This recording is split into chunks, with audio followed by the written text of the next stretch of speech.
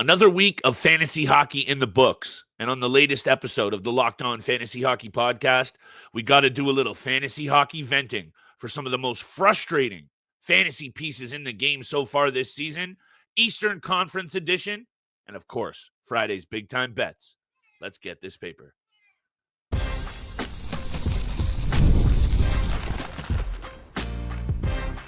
You're Locked On Fantasy Hockey, your daily podcast on fantasy hockey. Part of the Locked On Podcast Network, your team every day. Hockey heads, fantasy fanatics, and of course, our degenerate gamblers out there, salute. Welcome back inside the lab to the latest edition of the Locked On Fantasy Hockey Podcast, your 30-minute Monday through Friday source for fantasy hockey betting breakdowns and, of course, all of the NHL news that you need to build this winter. Shout out, salute, much love to the everydayers holding us down, making us your first listen every single day. I'm joined, as always, by my distinguished co-host, Mr. Steele. Rodin. On this side of the microphone, it's your boy, Big Flip Livingstone. Every single day right now, Steele, I feel is a bit of a grind in the fantasy hockey game. There is a lot going. There are struggling players that you have to manage. And I think for the most part, 4 of the 5 players we're talking about today, frustrating fantasy disappointments, you've probably already gotten away from. And if you haven't, it's time to. Maybe Jeremy Swayman you're still holding on to because he's a number 1 goaltender with a little bit more value. We'll talk about it all. Because if you're not getting away from some of these pieces right now, Steele, and shuffling things up a bit, you might be lagging in the rear. We'll get to bets, but over to you, my friend. I know you're doing a lot better this season, but getting away from some of these guys, probably the move at this point. Yeah, luckily I haven't had to deal with a lot of frustrating players in our casual competitive leagues. I've had to deal with some in my keeper leagues that I'm in currently this season. And I just think as a Maple Leafs fan, there's been a lot of disappointment with this first player we're going to talk about, Morgan Rielly. He just doesn't seem to have the same speed and the same ability that he had over the last 4 to 5 years. He looks like a 40-year-old man playing right now. He's slow. He's making some really bad decisions with the puck in the defensive zone, some really poor decisions, pinching in the offensive zone. The decision-making for me has been the one thing that sticks out negatively for Morgan Rielly this year. And there's a clear difference from his game from the rest of the team right now. When you look at what he's done, 22 points in 51 games, only 83 shots on net, 69 blocks and hits. The blocks are okay. They're still down from the year prior. Shots are down from the year prior dramatically. The one thing that really sticks out is that decision-making in the defensive zone. When you look at the team as a whole, Morgan Rielly is the team's worst player in the plus-minus category. He's a minus 18. There's only one other defenseman that is in the minus in this category, and that's Philip Myers at minus 6. He's the second worst on the team, and he's only played 21 games. Yeah. Every other defenseman on the team right now is in the positive realm of that plus-minus category, and that just showcases to me, on top of what I've seen visually watching the Maple Leafs this season, that he is a step slower, a step behind them in all facets of the game right now. Fantasy hockey-wise, in the preseason, he was ranked 142nd. He's currently ranked 245th. I mean, it's not a pretty sight watching him right now. And I don't know. I wanted to throw this out at you because I saw, Nick Kiprios talking about this. What would you think about, and I know he has a no trade clause, but Morgan Rielly, what if he were to waive the no trade clause and he gets traded to the Vancouver Canucks for JT Miller? I saw Kiprios throw that out there the other day, and I thought it was an interesting comment because he has the no trade clause, but that might be the only team he waives it for to go back home. Yeah, that's a very spicy take that I didn't think you were going to throw at me. I don't see that happening. I don't either, but I don't see it happen. There have to be a lot of other pieces involved there. However, that Miller situation is a whole other can of worms. When I look at Morgan Rielly, the fantasy value here, this is a player still rostered at 90% on Fantrax, 75 on Yahoo. This is also a situation, Steele. I was in the building, much to my chagrin the other night, watching these guys live. Morgan Rielly seems to just have lost interest right now, and I'm not putting the player down. That's just how he's playing.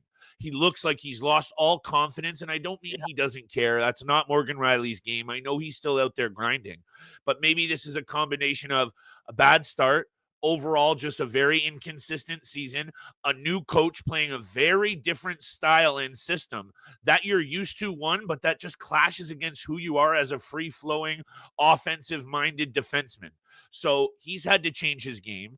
Fantasy GMs out there, I'm very impressed that you've held on to a guy who's got 5 goals and 17 assists, 7 power play points, 83 shots on net, when you're really looking at Morgan Rielly as a guy who just a few seasons ago is putting up 60, 68 points, a number of seasons back 70 plus points. So big disappointment, frustrating for sure, because also you're expecting so much more from this Toronto Maple Leafs team overall. And I know they're still hovering right there for the division lead, and maybe we're being critical. But I think this team has been relatively lucky to be where they are, Steele. It's very interesting because we're going to talk about the Florida Panthers, that the Toronto Maple Leafs are still neck and neck with them because that power play is struggling, and that's also affecting Morgan Rielly. However, if you're ready, there's some other frustrating players here that if you haven't gotten away from already, fantasy GMs, get away from them now, in my opinion, aside from the last guy that we'll talk about. Over to you, Steele, because, yeah, Morgan Rielly, frustrating as they come this season for sure. Yeah, this next player is the one I'm really kicking myself at. And I was such a huge fan of him over the last 3 seasons, fantasy-wise. I loved having him on my fantasy hockey team. And this year, he's just been a complete disappointment. And sort of same in the same breath, sort of what I was talking about with Morgan Rielly. Mika Zibanejad, he just looks bad out there. The hesitation with his decision-making, with the puck on his stick, he looks lazy. He's not even working for it. Every time I watch the Rangers, he's just gliding out there. He's not working for the puck, working for those scoring opportunities, or working for his teammates. And it's very sad because at the beginning of the season, like I said, I had the Rangers going to the Stanley Cup Finals and winning. And this team has been an utter disappointment this year. Mika Zibanejad, 29 points in 50 games this year. He's a minus 25. A minus 25. The second worst player is Alexis Lafreniere at minus 13. For another a guy player we expected a lot out of this year. A lot out of. For a guy who's been, somewhat between 25 to 35 plus goal scorer in the league. He had 81 points, 91 points, 72 points. And now he's at 29 points in 50 games, 110 shots in 50 games. It doesn't make sense to me. He's lost all confidence in his game right now. I think his teammates and his coach have lost all confidence. I've lost all confidence with him on my keeper team. He's one of those guys that, I know if I drop, someone's going to pick him up off the waiver wire right away, and he's going to start playing good again. I need to somehow facilitate a trade for Mika Zibanejad. I just don't think anyone wants him, because someone actually in our league offered me Mika Zibanejad. I was like, I don't want any part of this. It's a very intriguing angle that you actually bring up there, Steele, in terms of that feeling that fantasy GMs get that you just mentioned. If I drop him, he's going to explode. And if I look at all of these players here, he would probably jump off the page as that one, just looking at the numbers over the last few seasons. I want to talk about him. I want to talk about this New York Rangers team. Florida Panthers, we have a duo off of that squad, Jeremy Swayman. I got some fire picks ready to ride for tonight's 4-game NHL betting board. Today's episode is brought to you by our friends at Game Time. Attending NFL playoff games is an unforgettable experience that bring fans together all the time. Man, going to Bills games over the last few years have been electric. Getting tickets on Game Time, just as electric. Game Time has a new feature called Game Time Picks that makes getting tickets easier than ever, filtering out all the fluff that doesn't get you those incredible deals on great seats. That Game Time does. Don't waste time searching through thousands of tickets. Get Game Time today and take the guesswork out of buying tickets with the Game Time app. Download it right now. Create an account. Use code LOCKEDONNHL for $20 off your first purchase. Terms apply. Create an account. Redeem code LOCKEDONNHL for $20 off. Download the app today. Last minute tickets, lowest price guaranteed on the Game Time app. And thank you so much for making the Locked On Fantasy Hockey Pod your first listen every single day, Monday through Friday, 7 o'clock in the morning. Continue to smash that subscribe button, the follow button, leave a 5-star review, share with your friends and family out there. We're so close to 2,000 subscribers on YouTube. Hey-o. Help us reach our goal. We really do appreciate all that love and support. So thank you so much for all of that. We could not be doing it without all of you, our listeners out there. And of course, our number one fan, AJ, who never misses an episode. Right. He's always here. He's always there in the building. He did. But he was making hella noise before. He was here in the first segment. Missed the shout out. Over to you, Mika Zibanejad and the New York Rangers, and then we'll get over to the Florida Panthers. Yeah, just super fast. This Rangers team has been one that we've looked at to make noise, and they just have kind of perennially found ways to butcher this a little bit, Steele. And I look at their power play numbers, something that has really clicked for them over the last couple of years, and Mika Zibanejad especially. I just had that up there. Power play goals for Zibanejad over the last 2 seasons before this year. 23 power play goals. So this is a guy that was producing a bunch of value on the power play. This year, the New York Rangers have the 24th ranked power play in the NHL. That's just not going to be good enough. And I also read a statistic that since putting Zibanejad with Will Cooley, a guy who is having a really good season, I saw that too, and putting up good numbers, they've just dipped exponentially. And I'm not putting that all on Zibanejad. It's just very intriguing to see a guy that went 81 points, 91 points, 72 points to 29 points. This is borderline Huberdeau-esque, in my opinion, Steele. It's giving me big Johnny Huberdeau vibes because of that big drop-off. So get away from Zibanejad. However, he is the one player that I might hold on to. New York Rangers 6-2-2, maybe still have some time to turn it around, still lurking for a playoff spot. The Florida Panthers, Steele, I want your take on this, because when I look at this team and I look at guys like Carter Verhaeghe, and we even mentioned guys like Matthew Tkachuk going through stretches of just kind of not doing too much, still 47 points for Tkachuk in 47 games. I think this Florida Panthers team hasn't even played its best hockey yet. Bobrovsky has also had some struggles a little bit. Sam Bennett really chipping in with key goals. Big season from Sam Reinhart again. I don't know what your take is. Over to you, because obviously Forsling, Verhaeghe, very disappointing. But I still think this Florida Panthers team, so nasty and so well coached.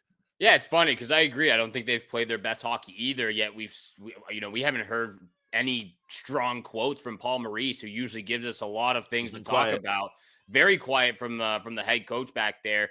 Once again, Carter Verhaeghe, I haven't been as overly disappointed with his fantasy over the last couple or over this season, just because the blocks, the hits, they're still bumping right now. The shots on goal a little bit down from last year.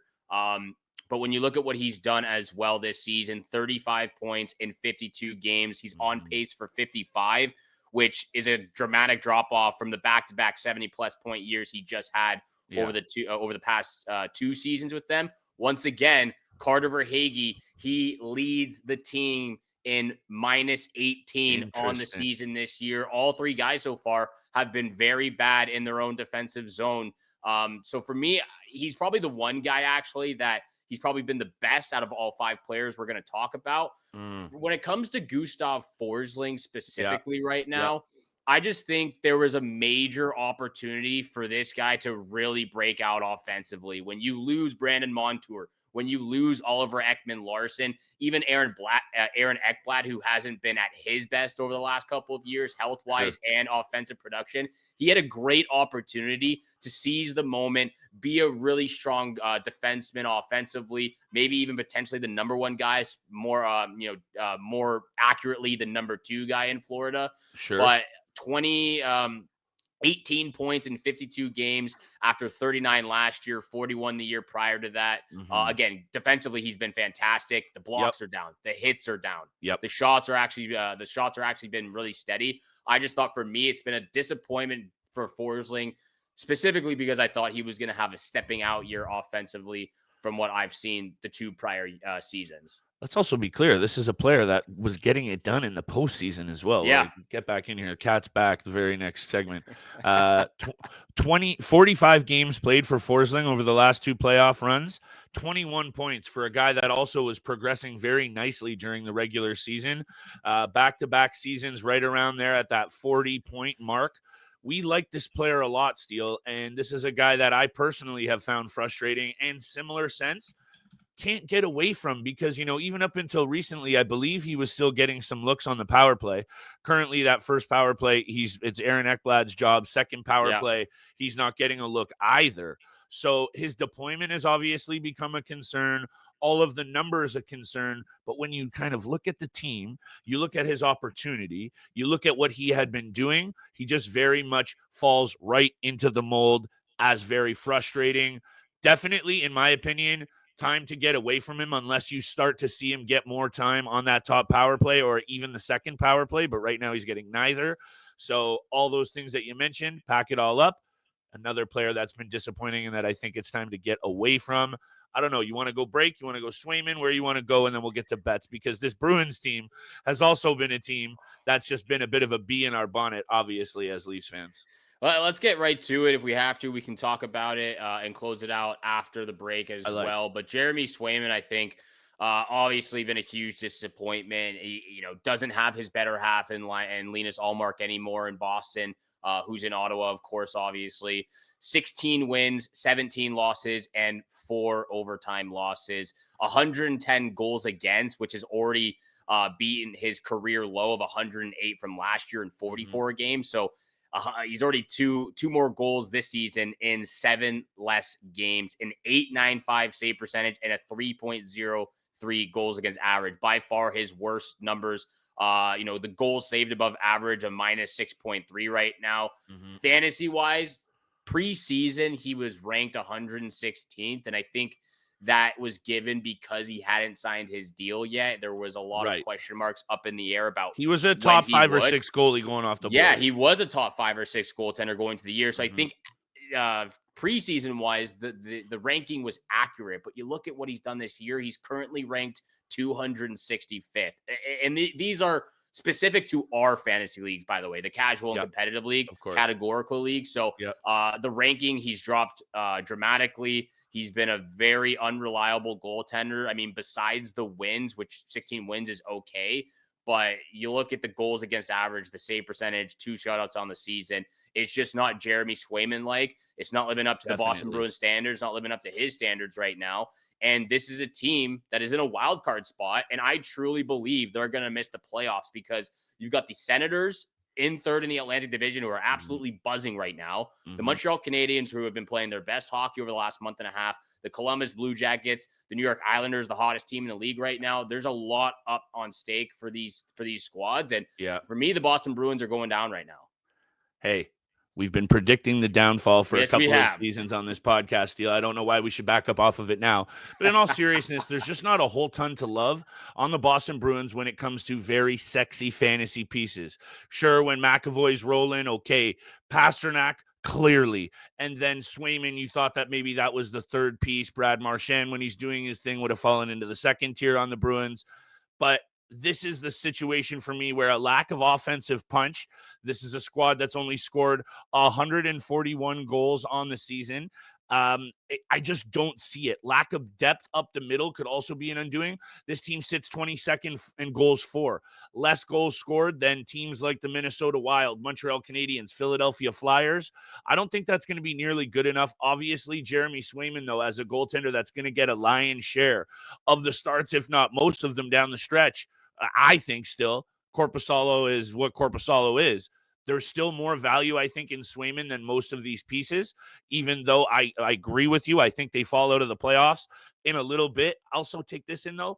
I want to stick up for the guy a little bit. I think the team has just been relatively poor in front of him at times, and their penalty kill, they've been allowing a lot of goals on the PK. They have a worse penalty kill steal than the Sharks, Sabres, Kraken, and otherwise, sitting 26 in the NHL, only killing penalties at a 75% clip. Also not going to be good enough. However, still some time left, but I say Swayman, he's on the panic button of dropping. He should have been already, but this is the time of season still. You're going to have to get a little spicy. You're on mute, brother. Once again, at least once a week, it happens. But look, spiciness is what we get after, especially with big time bets coming up after the break. 4 games on the schedule. This one was a little bit of a toughie. There's only 4 games, but struggled a little bit. So I'm excited to hear what Flip has to say. I got you. Big time bets coming up after the break.